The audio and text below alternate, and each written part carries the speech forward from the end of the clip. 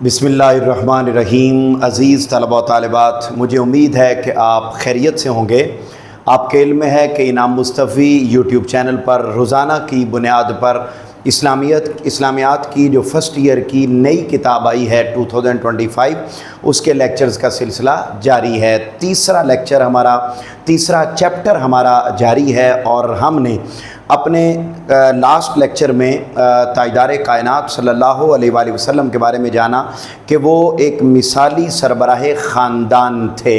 آج کے لیکچر میں ہم جو ٹاپک پڑھنے جا رہے ہیں وہ ہے نبی کریم صلی اللہ علیہ وآلہ وسلم بطور مثالی سربراہ ریاست، یعنی تاجدار کائنات صلی اللہ علیہ وآلہ وسلم as a head of state آپ کیسے تھے، اور آپ پوری ریاست کو، چونکہ آپ ایک اسلامی ریاست کے صدر، وزیر اعظم، گورنر جنرل یعنی ہیڈ بھی تھے، تو جب آپ ایک اسلامی ریاست کے ہیڈ تھے تو آپ نے کن اصولوں اور کن طور طریقوں کو اپناتے ہوئے اسلامی ریاست کو چلایا، اور آپ کے دور اقتدار میں ویسے تو آخرت تک، قیامت تک انہی کا دور ہے، انہی کی قیادت ہے، مگر میں ظاہری آپ کے اس دور سربراہی کی بات کر رہا ہوں اس ٹاپک میں کہ جب آپ اپنی ظاہری حیات طیبہ میں ہیڈ آف سٹیٹ تھے تو آپ کن اصولوں کو مد نظر رکھتے تھے۔ عزیز طلبہ و طالبات، ہم بک کے مواد کو اور اضافی پوائنٹس شامل کر کے اس لانگ کویسچن کو مکمل کریں گے۔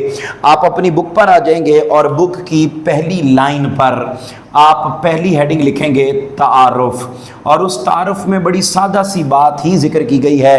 صاف ظاہر ہے رسول پاک صلی اللہ علیہ وآلہ وسلم کی حیات طیبہ وہ لقد کان لکم فی رسول اللہ اسوۃ حسنہ، یعنی پوری انسانیت کے لیے اور تمام طبقات کے لیے ایک کامل نمونہ ہے۔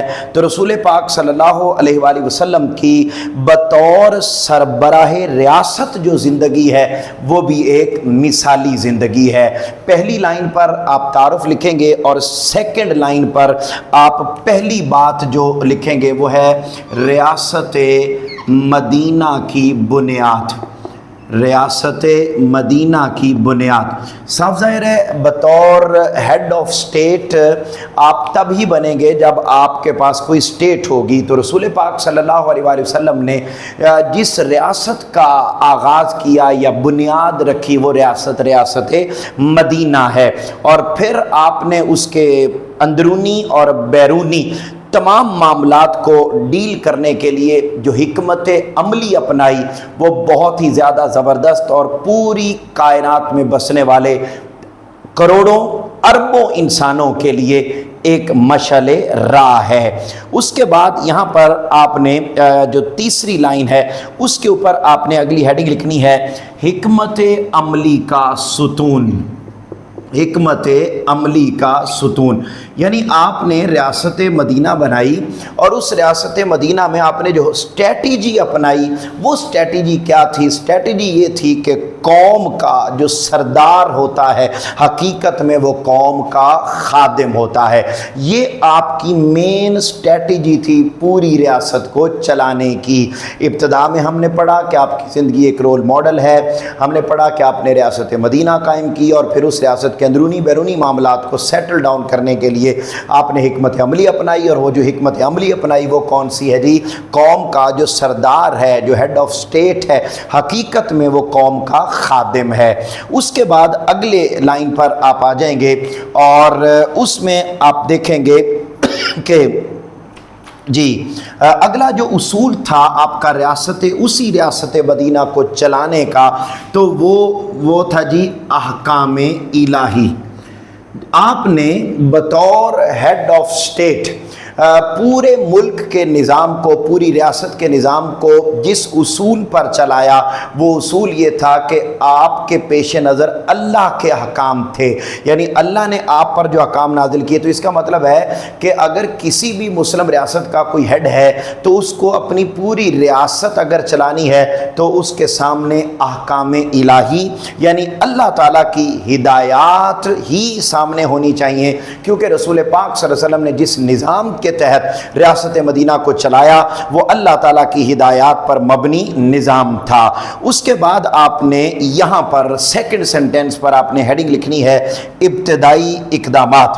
جب آپ نے ریاست بنا لی تو اس ریاست کو بنا لینے کے بعد حضور صلی اللہ علیہ وآلہ وسلم نے جو ابتدائی اقدامات اٹھائے اس ریاست کو مضبوط کرنے کے لیے، لوگوں کو ساتھ ملانے کے لیے، وہ ہیں میثاق مدینہ نمبر 1، نمبر 2 مواخات مدینہ، نمبر 3 مسجد نبوی کی تعمیر۔ یہ ابتدائی کام تھے۔ اب یہ میثاق مدینہ کیا ہے؟ یہ پورے ریاست کا کانسٹیٹیوشن ہے۔ مواخات مدینہ کیا ہے؟ ہر ایک کو آپس میں بھائی بھائی بنا دیا ہے۔ مسجد نبوی کیا ہے؟ یہ وہ جگہ ہے جس کو as a national assembly, as a parliament جسے استعمال کیا جاتا ہے، وہ جگہ مسجد نبوی ہے، عبادت کی جگہ بھی ہے، مگر اس میں تمام امور کو ڈیل کیا جا رہا ہے۔ تو اب ان کو ایک ایک کر کے ہم اگلے سینٹنس پر آپ لکھیں گے مواخات مدینہ، اسی پیراگراف کے اگلے سینٹنس پر مواخات مدینہ۔ تو آپ نے مواخات مدینہ کے ذریعے کیا کیا جی؟ مسلمانوں کو آپس میں متحد کیا۔ اگلے سینٹنس پر لکھیں گے میثاق مدینہ۔ اب میثاق مدینہ کیا تھا؟ یہ مدینہ کے اندر رہنے والے جتنے بھی یہود تھے، یہودی جیوز، ان کے ساتھ ایک ریٹن ایگریمنٹ کیا تھا، اور ایگریمنٹ کر کے پوری سٹیٹ کا ایک کانسٹیٹیوشن آئین بنایا تھا، اور تاکہ مدینہ امن و سلامتی کا گہوارہ بن سکے۔ پھر اگلا پوائنٹ ہے اور وہ ہے مسجد نبوی کی تعمیر۔ تو رسول پاک صلی اللہ علیہ وآلہ وسلم نے مسجد نبوی کو بنایا، جس کو ایز اے پارلیمنٹ استعمال کیا جاتا تھا، اور اس کو بڑی تمام ریاستی امور کو سولو کرنے میں بڑی خاص اہمیت مسجد نبوی کو حاصل ہے۔ تو یہ آقا علیہ الصلوۃ والسلام کے اقدامات ہیں کہ اسٹیٹ کو کس طریقے سے چلایا جانا ہے۔ پھر آقا علیہ السلام نے اگلا جو کام کیا وہ کیا کیا جی؟ کہ اور وہ اب دیکھیے گا اگلے پوائنٹ پر، اگلے پیراگراف پر آپ لکھیں گے داخلی و خارجی امور۔ داخلی و خارجی امور۔ داخلی امور کا مطلب ہے ریاست کے اندر کے معاملات، اور خارجی کا مطلب ہے ریاست کے باہر کے معاملات۔ تو کہتے ہیں آقا علیہ السلام کا کردار بڑا مثالی تھا۔ داخلی امور کے لیے آقا علیہ السلام نے کیا کیا؟ امن و امان، پیس اینڈ سیکیورٹی، نمبر 1۔ نمبر 2 استحکام، اسٹیبلٹی۔ نمبر 3 ڈیولپمنٹ، ترقی۔ نمبر 4 مورل ٹریننگ، اخلاقی تربیت، یعنی جو ملک کے اندر لوگ رہ رہے ہیں، ریاست کے اندر لوگ رہ رہے ہیں، ان کو ان اصولوں پر ڈیل کیا، اور جو باہر کے لوگ ہیں ان کو کیسے ڈیل کیا؟ ہر لمحے دشمنان اسلام کی خبر۔ پھر ڈیفنس کا سسٹم، یعنی دفاع کا مضبوط نظام آپ نے بنایا، اور آقا علیہ السلام نے دیگر ممالک کے ساتھ تعلقات قائم کرنے کے لیے بھی بے شمار اقدامات اٹھائے۔ تو یعنی یہ داخلی اور خارجی امور کو آقا علیہ السلام نے بطور ہیڈ آف اسٹیٹ اس طریقے سے ڈیل کیا۔ پھر یہاں دیکھیے کہ مین کیا حکمت عملی اپنائی۔ یہاں ایک مین ہیڈنگ آ رہی ہے حکمت عملی کے بنیادی عناصر۔ حکمت عملی کے بنیادی عناصر۔ حضور نبی اکرم صلی اللہ علیہ وآلہ وسلم نے حکمت عملی کے کون سے بنیادی اصول تھے جن کو مد نظر رکھ کر بطور ہیڈ آف اسٹیٹ پوری اسٹیٹ کو چلایا؟ تو ان میں جو پہلا پوائنٹ آپ کے سامنے آ رہا ہے وہ یہاں لکھا ہوا ہے اشاعت اسلام۔ اشاعت اسلام، یعنی حضور نبی اکرم صلی اللہ علیہ وآلہ وسلم نے بطور ہیڈ آف اسٹیٹ اپنے سامنے جس چیز کو رکھا وہ اسلام کا فروغ تھا۔ آقا علیہ السلام نے نظام تعلیم جو بنایا ریاست کے اندر اور باہر، وہ سارے کا سارا اسلام کی ترویج و تبلیغ پر مشتمل تھا۔ حضور نبی اکرم صلی اللہ علیہ وآلہ وسلم نے حضرت سعید بن عاص کو باقاعدہ ٹیچر مقرر کیا، پھر باقاعدہ ایک سکول بنایا صفہ کے مقام پر مسجد نبوی کے اندر، وہاں پر لوگوں کو تعلیم دی جاتی تھی۔ پھر آقا علیہ السلام وہاں پر ٹیچرز کو ٹرین کر کے پھر دیگر علاقوں میں، ٹرائبز میں، قبائل میں لوگوں کو بھیجتے اور وہاں جا کر انہیں دین کی تعلیم سکھاتے۔ تو یعنی آقا علیہ السلام کا جو مین فوکس تھا بطور ہیڈ آف سٹیٹ ان ساری باتوں اور جو آگے آ رہی ہیں ان کے ساتھ ساتھ وہ اشاعت اسلام تھا، اور اشاعت اسلام کے لیے آپ کیا کرتے تھے؟ آپ نے ہیڈ آف ٹیچر بھی مقرر کیا، آپ نے ایک باقاعدہ ٹریننگ پوائنٹ مقرر کیا جہاں پر ٹیچرز بنائے جاتے اور پھر ان ٹیچرز کی ٹریننگ کر کے انہیں دیگر علاقوں میں بھیجا جاتا۔ وہ جو جگہ تھی جہاں پر ٹریننگ دی جاتی تو اسے صفا کہتے ہیں، وہ مسجد نبوی میں تھی، اور اس کے ہیڈ کون تھے؟ جن کا نام آپ نے پڑھا، حضرت سعید بن عاص۔ اس کے بعد اگلا جو اصول تھا، جو حکمت عملی کے بنیادی عناصر میں اہم پوائنٹ آتا ہے، اور وہ ہے احترام انسانیت۔ یعنی آپ نے as a head of state صرف مسلمانوں کو ڈیل نہیں کیا، بلکہ آپ نے as a head of state Muslims اور نان مسلم، جیوز اور جتنے بھی لوگ تھے سب کو ڈیل کیا۔ یعنی آپ انسانیت کے لیول پر سوچتے تھے at the head of state. یعنی اگر آپ کی ریاست میں کوئی مشرک و کافر ناحق قتل ہو گیا ہے تو اس کے لیے بھی اسی طریقے کے اقدامات کیے جیسے اقدامات ایک مسلمان کے ناحق قتل پر ہوتے ہیں۔ یہاں یہی تعلیمات آقا علیہ السلام نے ارشاد فرمائی، فرمایا مخلوق اللہ کا کنبہ ہے، جو مخلوق سے محبت کرے گا اللہ اس سے محبت کرے گا۔ دیکھو لکھا ہوا اللہ کے نزدیک سب سے زیادہ محبوب شخص وہ ہے جو اللہ تعالیٰ کے کنبے کے ساتھ اچھا سلوک کرتا ہے۔ پھر اسی طریقے سے آقا علیہ السلام نے ارشاد فرمایا، جس نے اسلامی ریاست میں بسنے والے کسی غیر مسلم پر ظلم کیا یا اس کا حق مارا یا اس پر اس کی طاقت سے زیادہ بوجھ ڈالا یا اس کی دلی رضامندی کے بغیر اس کی کوئی چیز لے لی، تو میں قیامت کے دن اس مسلمان کے خلاف غیر مسلم کے حق میں وکیل بنوں گا۔ یعنی آپ اندازہ کریں کہ اگر کسی مسلمان نے زیادتی کر دی تو قیامت کے دن میں مسلمان کا ساتھ نہیں دوں گا، میں غیر مسلم کا ساتھ دوں گا، کیونکہ اس کے ساتھ زیادتی ہوئی۔ تو آقا علیہ السلام نے یہ بڑا امپورٹنٹ رول ہے، آج کی مسلم دنیا کے حکمرانوں کو یہ جاننے کی ضرورت ہے کہ جتنے مسلمانوں کے حقوق ہوتے ہیں اتنے ہی کسی بھی ریاست میں غیر مسلموں کے حقوق بھی ہوتے ہیں۔ اس کے بعد پھر تاجدار کائنات صلی اللہ علیہ وآلہ وسلم نے مدینہ منورہ کا جو نظم و نسق تھا، یعنی ریاست مدینہ کا نظم و نسق، وہ جو نظم و نسق تھا، انتظامات تھے، اس کو چلانے کے لیے بھی تاجدار کائنات صلی اللہ علیہ وسلم نے مختلف قسم کے اقدامات اٹھائے۔ ان میں جو سب سے پہلا پوائنٹ ہے وہ ہے قیام امن کی کوشش۔ قیام امن کی کوشش یہ پہلا پوائنٹ ہے۔ یعنی آپ یہ جو ہیڈنگ لکھی ہوئی ہے اس ہیڈنگ کے نیچے پہلی سب ہیڈنگ بنائیں گے قیام امن کی کوشش۔ تو رسول پاک صلی اللہ علیہ وسلم نے قیام امن کے لیے مختلف تدابیر کی، جن میں مواخات مدینہ، میثاق مدینہ، یہ اس لیے ہیں تاکہ مدینہ کو اندرونی اور بیرونی طور پر مستحکم کیا جائے، پرامن کیا جائے۔ یہاں پر اگلا پوائنٹ آپ لکھیں گے پوزیشن کی مضبوطی۔ پوزیشن کی مضبوطی یعنی یا اس کو آپ ریاست کی مضبوطی بھی کہہ سکتے ہیں۔ تو آقا علیہ الصلوۃ والسلام نے اعلان کر رکھا تھا کہ دور دراز علاقوں میں جو لوگ مسلمان ہو جائیں وہ اپنے علاقوں سے ہجرت کر کے مدینہ میں آ جائیں یا مدینہ کے قریب آ کر آباد ہو جائیں۔ اب یہ حکمت عملی کیوں اپنائی؟ تاکہ ریاست مدینہ مضبوط ہو سکے، مسلمان ایک جگہ پہ یکجا ہو سکیں اور بیرونی حملوں سے اس ریاست کو بچایا جا سکے۔ تو یعنی آقا علیہ السلام نے اگلی حکمت عملی یہ اپنائی کہ ریاست کو مضبوط کرنا ہے، اس کے دفاع کو مضبوط کرنا ہے، تو اس کے دفاع کی مضبوطی کے لیے یہ اقدام فرمایا۔ اسی طریقے سے اگلے پوائنٹ پر، اگلے پیراگراف کی پہلی لائن پر آ جائیں گے تو وہاں آپ لکھیں گے شعبہ جات کا قیام۔ رسول پاک صلی اللہ علیہ وآلہ وسلم نے مختلف انسٹیٹیوشنز، مختلف شعبہ جات قائم کیے۔ مثلا زراعت کا شعبہ تھا، دفاع کا شعبہ تھا، فورن پالیسی کا شعبہ تھا، ڈاک کا شعبہ تھا، وغیرہ وغیرہ وغیرہ، بے شمار قسم کے انسٹیٹیوشنز اور مختلف قسم کے جو مختلف نظام کو چلانے کے جو سیٹ اپس ہوتے ہیں وہ آقا علیہ الصلوۃ والسلام نے بنائے تھے۔ پھر اگلی لائن پر آپ لکھیں گے مشاورت کا موصول۔ نبی کریم صلی اللہ علیہ وآلہ وسلم کی جو اگلی خوبی تھی بطور ہیڈ آف اسٹیٹ وہ یہ تھا کہ آپ مشاورت کر کے، مشورہ کر کے، ود آؤٹ کنسلٹیشن آپ کوئی کام نہیں کرتے تھے بلکہ ود کنسلٹیشن کام کرتے تھے، اور اس کے لیے صحابہ کرام سے مشاورت کرتے، ازواج مطہرات سے مشورہ کیا کرتے۔ یہاں پر آپ لکھیں گے گورنرز کی نامزدگی۔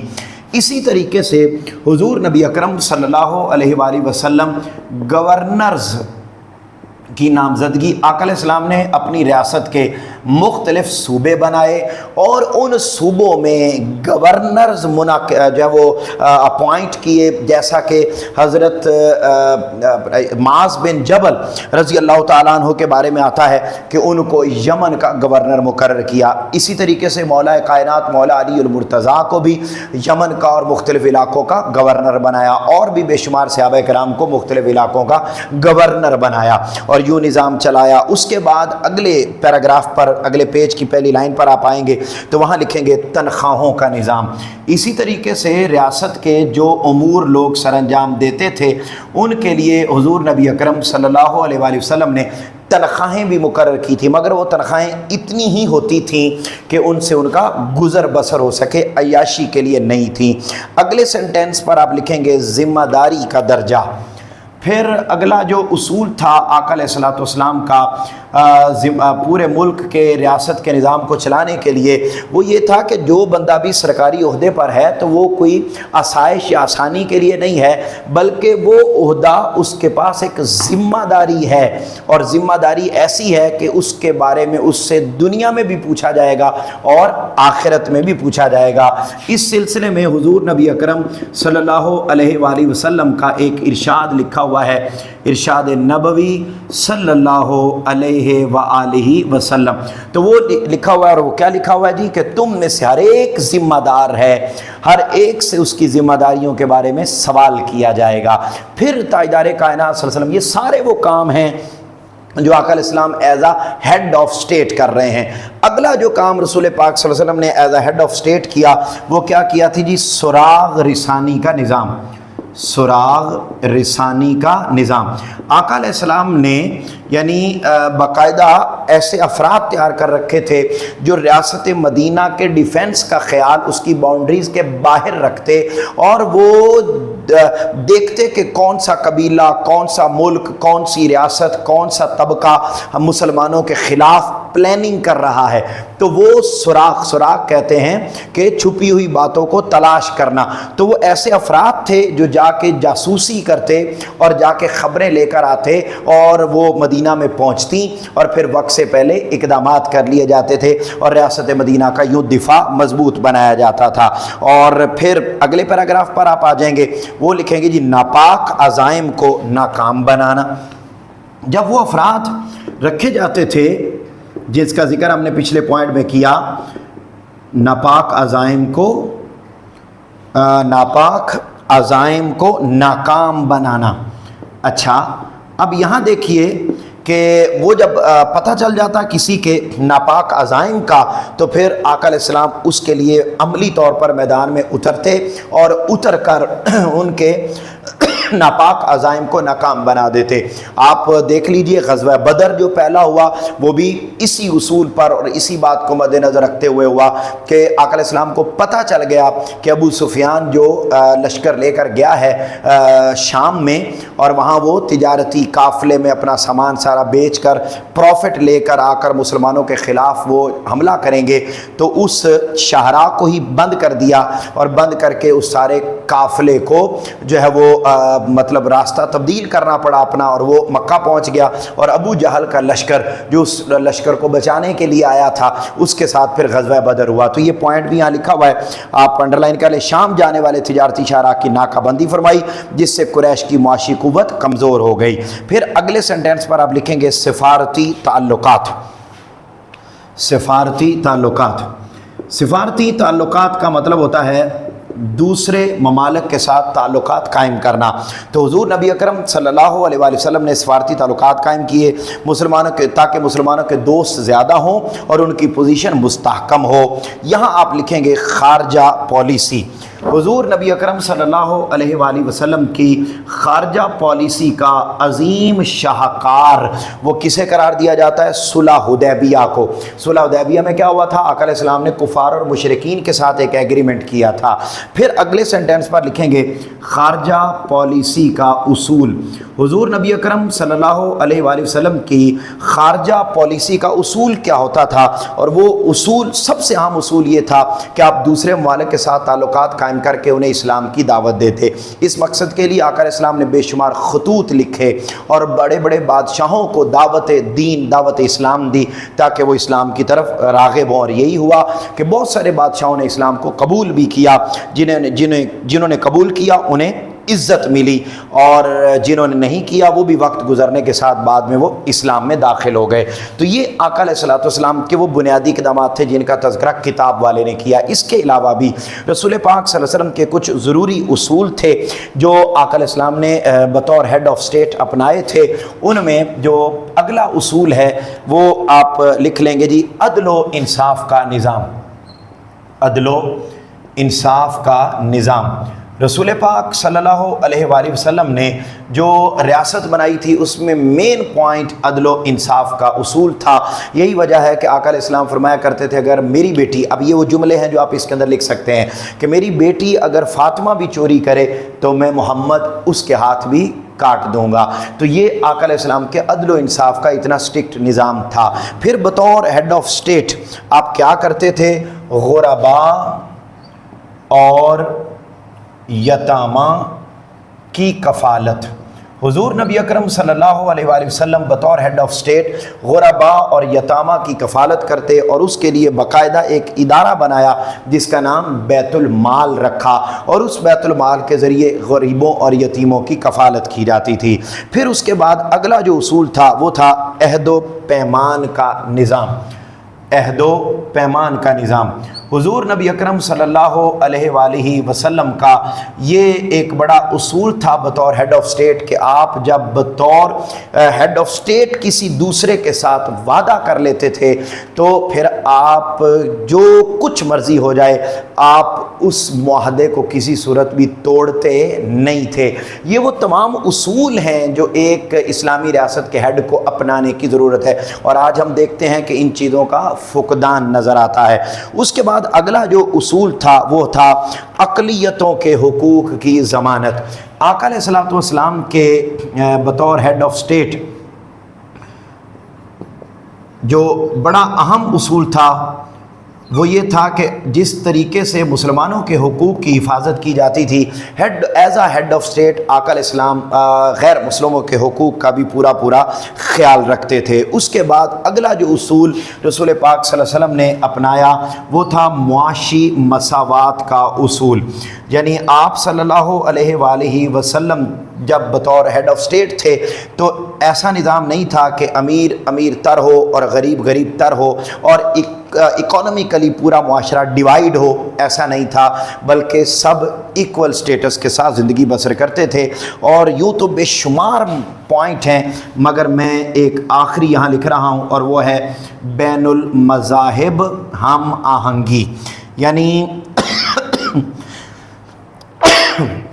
ये वो सारे ग्रीन कलर के साथ जो पॉइंट लिखे गए हैं ये सब वो पॉइंट हैं जो इजाफी हैं और आपने इस लॉन्ग क्वेश्चन के अंदर इसमें ऐड करने हैं। तो बैनुल मज़ाहिब हम आहंगी का जो उसूल है वो आका अलैहिस्सलातु वस्सलाम ने, यानी तमाम मज़ाहिब अपने अपने तौर तरीक़ों में इस्लामी रियासत में आसानी के साथ रह सकते हैं। उसके बाद आखिर में आप खुलासाए कलाम लिखेंगे, खुलासा कलाम लिख देंगे और उसके बाद आप इसकी एक्सरसाइज देखिए। रियासती उमूर की अंजामदेही के लिए मरकज़ी हैसियत हासिल थी मस्जिद नबवी को। रियासत मदीना में दीन की तालीमात के लिए जो दरसगाह कायम की गई उसका नाम सूफ़ा। उसके बाद हज़रत मुआज़ बिन जबल को गवर्नर बनाया गया यमन का। नबी करीम सल्लल्लाहु अलैहि वसल्लम की खारजा पॉलिसी का शाहकार सुलह हुदैबिया। मुआख़ात मदीना का सबसे आम मकसद अमन व अमान का क़याम।